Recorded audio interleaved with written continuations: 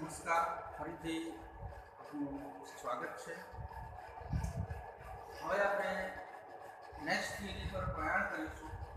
થિયરીનું title આવું છે કે સમાન રીતે વિદ્યુતભારે પાતળી ગોળાકાર કવચ દ્વારા મળતું વિદ્યુત ક્ષેત્ર.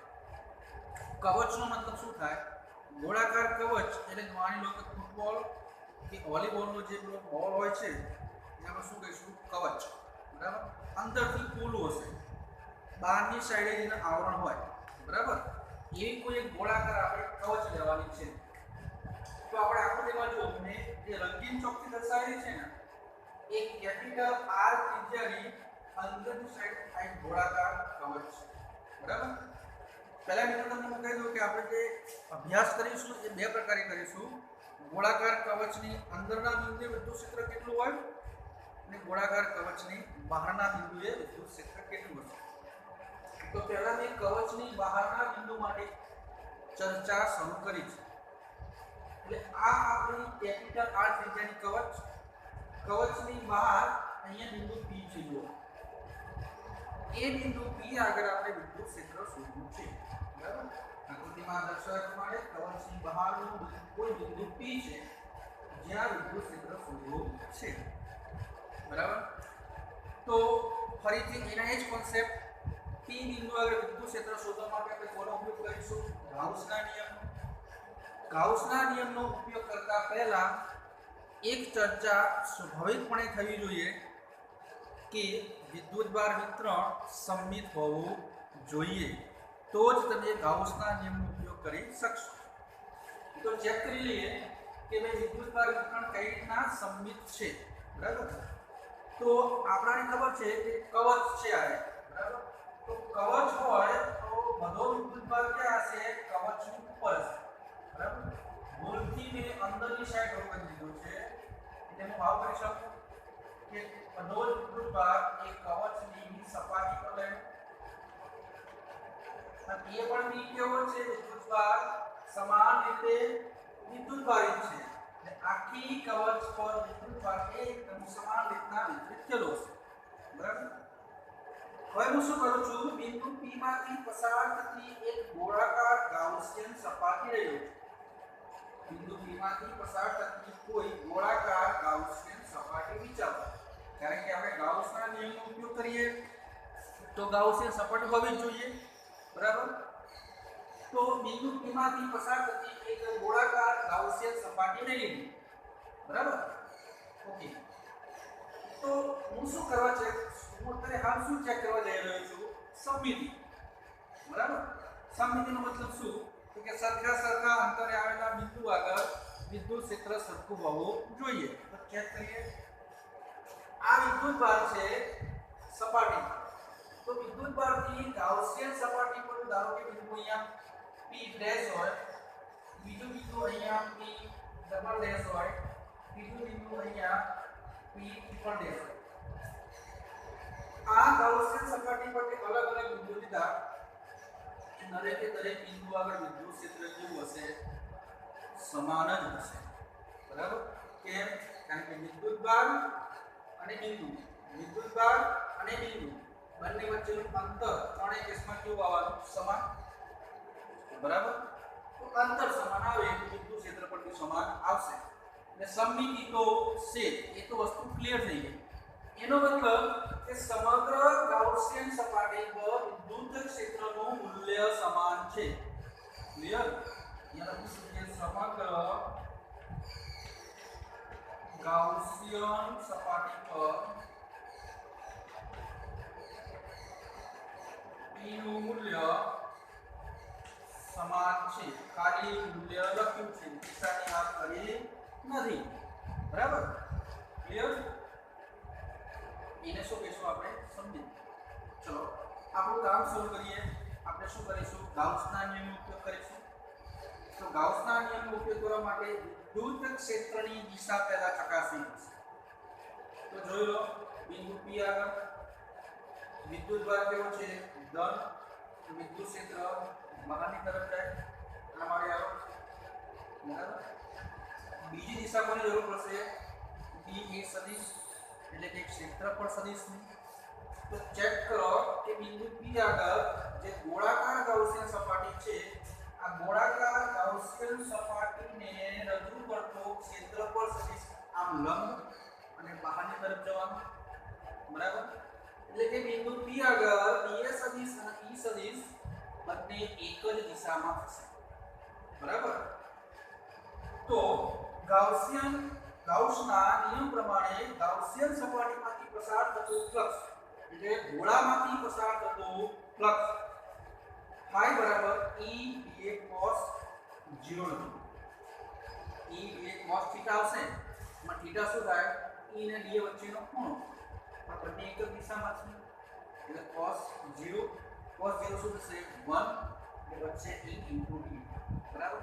પણ અહીંયા મિત્રો ધ્યાન રાખજો, અહીંયા જે dA લખ્યું છે, આ dA શું છે? ક્ષેત્રફળ કોનો? તો કે ગાઉસિયન સપાટી, બરાબર? કારણ કે ગાઉસનો નિયમ કે એપ્લાય કર્યો છે, ગાઉસનો નિયમ કે એપ્લાય થયો હોય ગાઉસિયન સપાટી પર, તો એ ગાઉસિયન સપાટીનો આકાર કેવો છે? ગોળાકાર. તો એ ગોળાકાર ગાઉસિયન સપાટીનું પૃષ્ઠ ક્ષેત્રફળ કેટલું થાય? 4 pi r², જે r બરાબર શું હતું મિત્રો? સ્મોલ r બરાબર શું છે? જે આ ગોળાકાર ગાઉસિયન સપાટી વિચારી એની ત્રિજ્યા છે સ્મોલ r, એટલે અહીંયા ભૂલથી કોઈ કેપિટલ r લખતા નહીં, કારણ કે કેપિટલ r તો શું છે? આપણું જે ગોળાકાર કવચ છે એની ત્રિજ્યા છે, પણ આપણે અહીંયા ક્ષેત્રફળ કોની જરૂર છે? ગાઉસિયન સપાટીના ક્ષેત્રફળ. એટલે ગોળાકાર ગાઉસિયન સપાટીનું ક્ષેત્રફળ શું થાય? 4 pi r². અહીંયા તો q બરાબર phi બરાબર q upon epsilon લખી દેવાનું સીધું, ગાઉસનો નિયમ, બરાબર? હવે જરૂર પડશે q ની વિદ્યુતભાર, બરાબર? ગાઉસિયન સપાટી સાથે કેટલો વિદ્યુતભાર સંકળાયેલો હશે, બરાબર? તો વાત આવે ગોળાની સપાટી, બરાબર? સપાટી એટલે કે એક પ્રકારનું ગોળાકાર સમતલ કહેવાય, બરાબર? તો એ ગોળાકાર પૃષ્ઠ સાથે સંકળાયેલી પૃષ્ઠ વિદ્યુતભાર ઘનતા સિગ્મા બરાબર શું લખાય? q ભાગ્યા 1, એનો મતલબ કે ક્ષેત્રફળ dA લખીએ, બરાબર? બરાબર P બરાબર શું લખાય? સિગ્મા ગુણ્યા d. હવે સમજો, અહીંયા હું કવચ પરનો કુલ વિદ્યુતભાર લખવા જાઉં છું, જે આપણે ગોળાકાર કવચ લીધી છે એક્ઝામ્પલમાં રંગીન ચોકવાળી, એ ગોળાકાર કવચ ઉપર વિદ્યુતભાર છે બધો, બરાબર? વિદ્યુતભાર ક્યાં છે? ગોળાકાર કવચ ઉપર. તો એ કવચ પરનો કુલ વિદ્યુતભાર q બરાબર સિગ્મા ગુણ્યા ક્ષેત્રફળ. તો ક્ષેત્રફળ અહીંયા કોનું આવશે? કવચનું આવશે, કારણ કે વિદ્યુતભાર કોની પર છે? કવચ ઉપર. તો ગોળાકાર કવચનું ક્ષેત્રફળ શું લખાય? 4 pi r², જે r બરાબર શું હશે? કેપિટલ R, કારણ કે કવચની ત્રિજ્યા કેટલી છે? Capital R. અહીંયા ભૂલ ના થાય, બરાબર? બે r આવે છે, સ્મોલ r અને કેપિટલ R, ભૂલ ના કરતા, બરાબર? આને આપણે સમીકરણ 2 કહીશું. તો સમીકરણ 1 અને 2 પરથી અહીંયા જે q ની કિંમત આવી એ ઉઠાઈને અહીંયા લઈ જવાની. q ની કિંમત કેટલી મૂકીશું? સિગ્મા 4 pi r² મૂકી ઉપર, નીચે એપ્સિલોન dy માં બાકીનું સ્ટેપ છે ના એપ્સિલોન, બરાબર? તો તમે જો 4 pi બંને સાઈડથી કેન્સલ કરી દો, તો આનાથી e બરાબર શું લખાશે? e બરાબર સિગ્મા કેપિટલ R² ઉપર આવી ગયો, નીચે આવશે સ્મોલ r² સ્મોલ r², બરાબર? હવે આ સમીકરણ પરથી ફરીથી હું સિગ્મા બરાબર શું લખી શકું? Sigma q upon 4 pi r² લખી શકું. આ સિગ્માની કિંમત ફરી અહીંયા મેળ કરીશ, sigma q upon 4 pi r², q upon 4 pi r², આ સિગ્માની કિંમત, બાકી બધે મેન છે, બરાબર? તમે જો r² કેન્સલ, તો બચશે q, નીચે 4 pi એપ્સિલોન 0 અને r². તો મળી ગયું આ વિદ્યુત ક્ષેત્ર ઉપર લખી બરાબર q 4 pi r², બરાબર? તમે આના આ રીતના લખો તો પણ લખી શકશો. 1/4 pi એપ્સિલોન 0 એટલે શું લખાય? k q by r square. આ મિત્રો બહુ અગત્યનું કામ થઈ ગયું છે, હું તમને પાછળથી કહું છું, બરાબર. ચલો ચલો આ સૂત્ર તો મળી ગયું છે.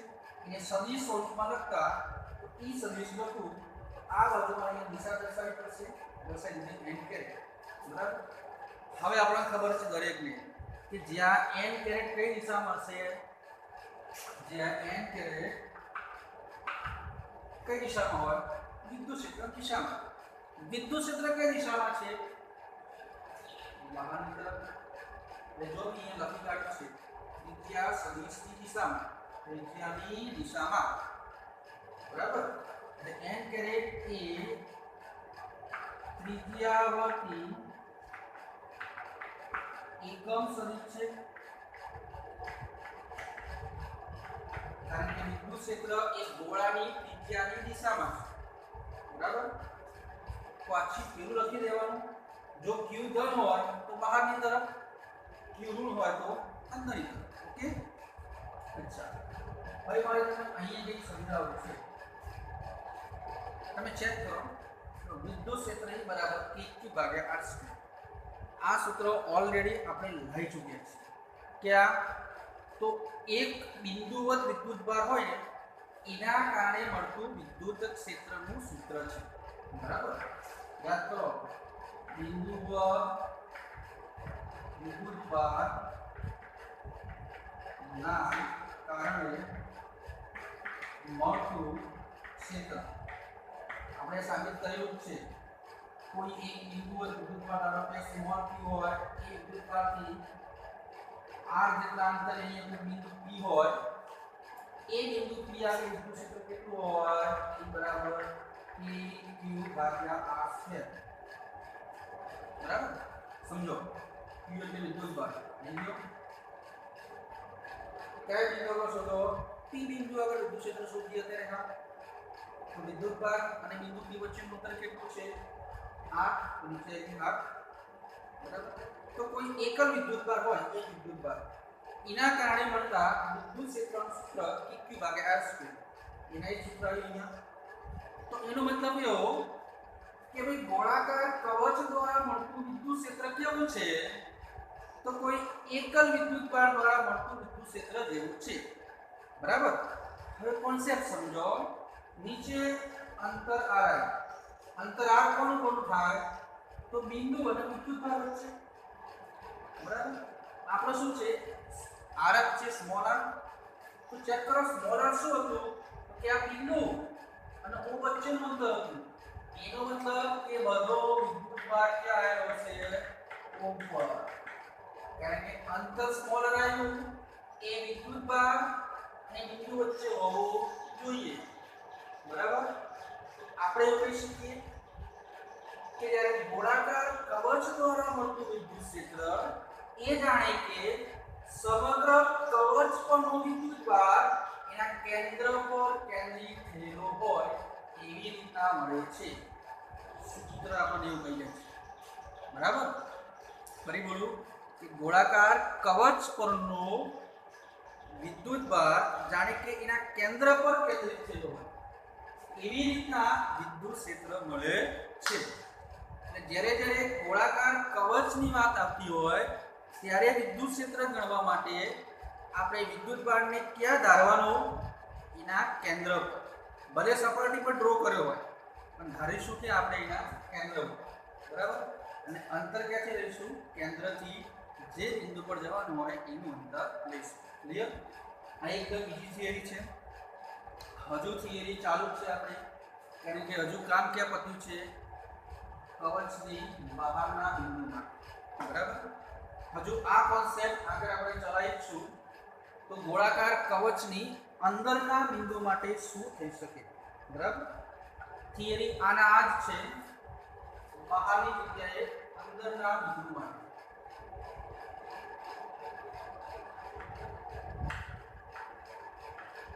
બરાબર. તો શું કરીશું આપણે, આ ગોળાકાર કવચ એના એ જ આપણી કેપિટલ R ત્રિજ્યા અને ગાઉસિયન સપાટી આપણે ચેન્જ કરી કાઢીશું.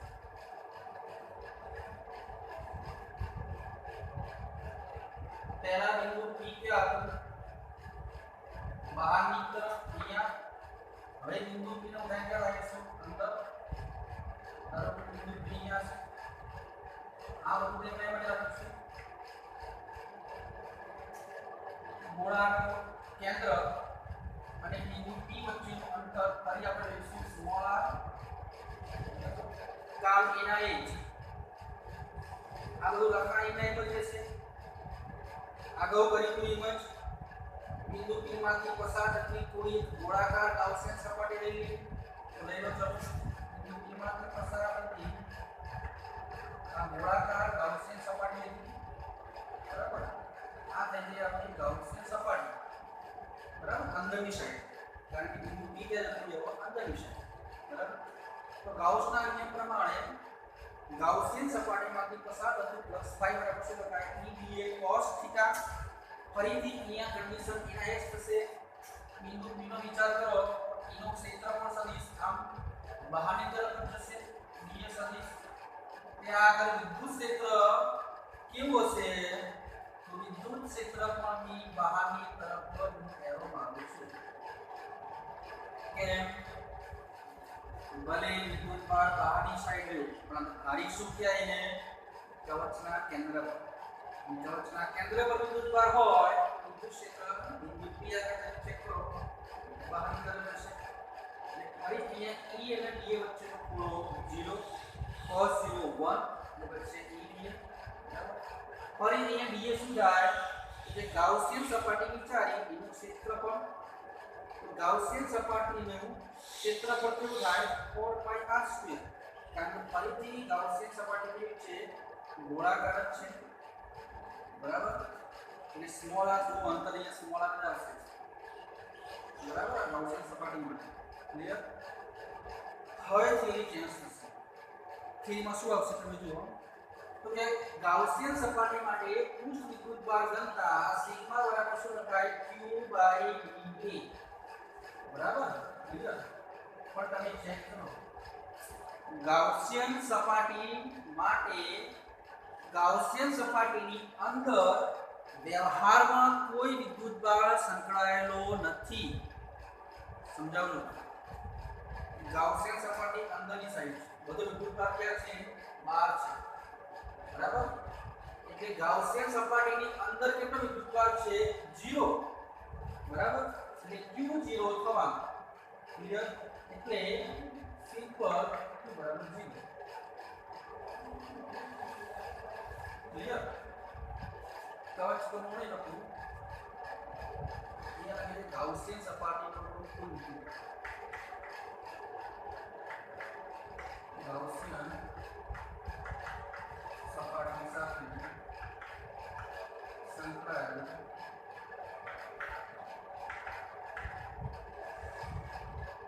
કુલ વિદ્યુતભાર 0 બરાબર કારણ કે ગાઉસિયન સપાટી અંદરની સાઈડ છે વિદ્યુતભાર બહારની સાઈડ છે બરાબર વિદ્યુતભાર q0 થઈ ગયો તો અહીંયા હું +5 બરાબર p upon epsilon 0 માં p બરાબર 0 મૂકી દઉં આખું સ્ટેપ 0 થઈ જશે આ સાઈડ equal to 0 અને સમીકરણ એક આવશે આ કઈ જરૂર નહીં આપવાનું તો આ બધું 0 એટલે મતલબ e બરાબર શું થઈ ગયું ક્ષેત્ર 0 એનો મતલબ કે ગાઉસિયન કોઈ પણ બી ગોળાકાર કવચ હોય ગોળાકાર કવચની અંદર કોઈ વિદ્યુતભાર નહીં હોય બરાબર બધો વિદ્યુતભાર બહાર છે એટલે કવચની અંદર વિદ્યુતભાર નથી એટલે અંદર વિદ્યુત ક્ષેત્ર 0 થશે સિમ્પલ ગાઉસનો નિયમ ક્લિયર ઓકે હવે તમારી બુકમાં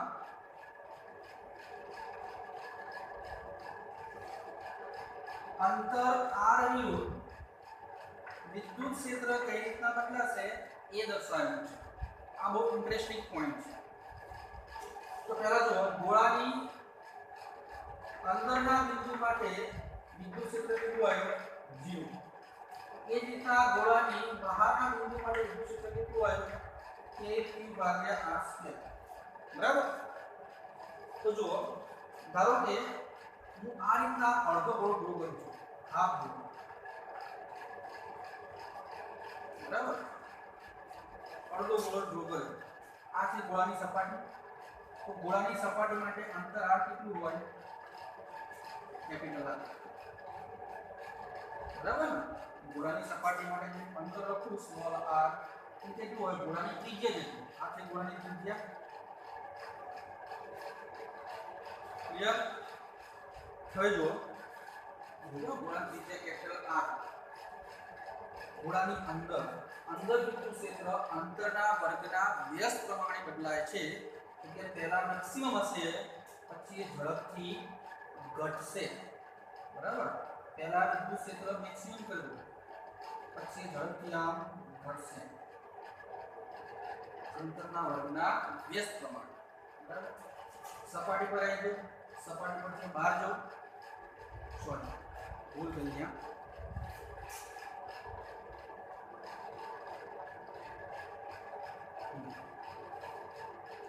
પહેલા આપણે વાત કરીએ અંદર, તો અંદર વિદ્યુત ક્ષેત્ર કેટલું હોય? 0. આ 0 છે. અંદર વિદ્યુત ક્ષેત્ર 0. બરાબર? બહાર વિદ્યુત ક્ષેત્ર અંતરના વર્ગના વ્યસ્ત પ્રમાણે ઘટશે. એટલે અહીંયા ધારો કે મેક્સિમમ હોય, પછી અંતરના વર્ગના વ્યસ્ત પ્રમાણે ઝડપથી ઘટીને 0 થશે. આ છે આપણો વિદ્યુત ક્ષેત્ર વિરુદ્ધ અંતરનો આલેખ. એટલે અંદર વિદ્યુત ક્ષેત્ર E બરાબર 0, બહાર વિદ્યુત ક્ષેત્ર E ચલે છે 1/r².